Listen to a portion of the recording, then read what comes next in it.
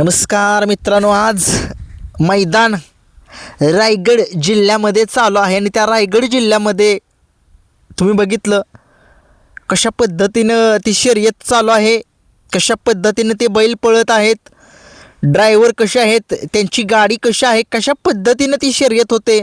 नक्कीच याचा आनंद सगळ्या प्रेक्षकांनी घ्या, कारण की त्या मैदानाचा आनंद, कारण की तुम्ही माहीत आहे आपल्या भागामध्ये 3 फेऱ्याचं मैदान असतं.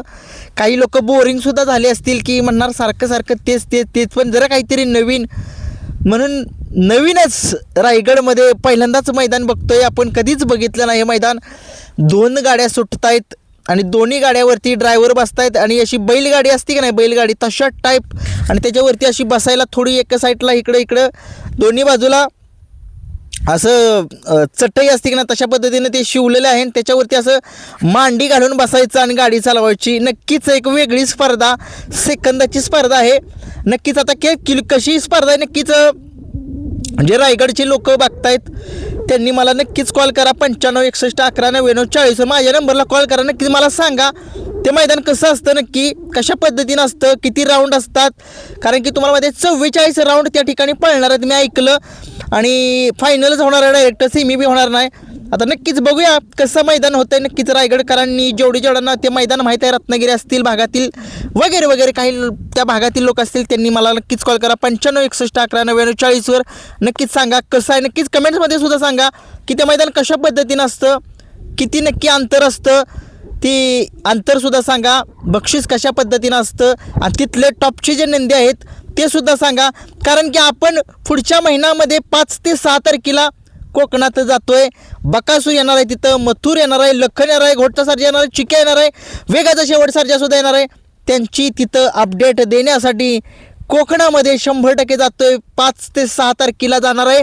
नक्कीच मला कॉल करा, तिथं आपण जाणार आहोत कोकणामध्ये.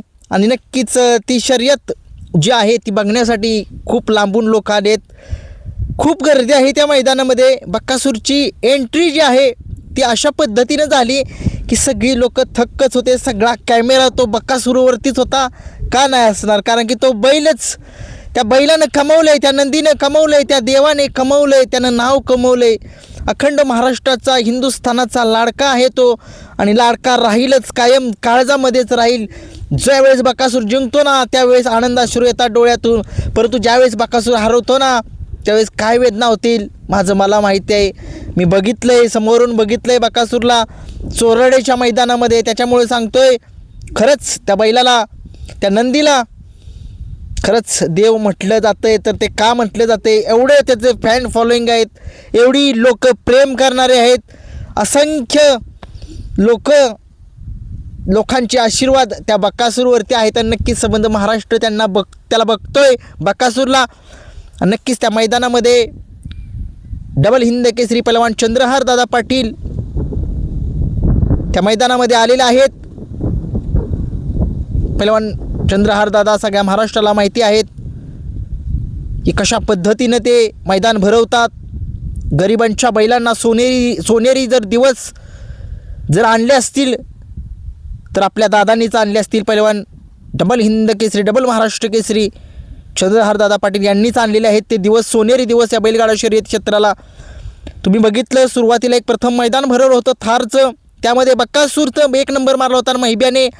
त्यांनी एक महिन्यापूर्वी, 1-1.5-2 महिन्यापूर्वी एक मैदान भरवलं होतं श्रीनाथ केसरीचं, सगळ्यात मोठं मैदान. ओपनचं सुद्धा नाही ठेवलं, आदत आणि दुशाचं मैदान ठेवलं. त्या मैदानामध्ये त्यांनी गरीबाचे नंदी जे आहेत त्यांना संधी दिली की ते सुद्धा यामध्ये भाग घेऊ शकतात आणि नाव करू शकतात, मालकासाठी पळू शकतात, पळतातच.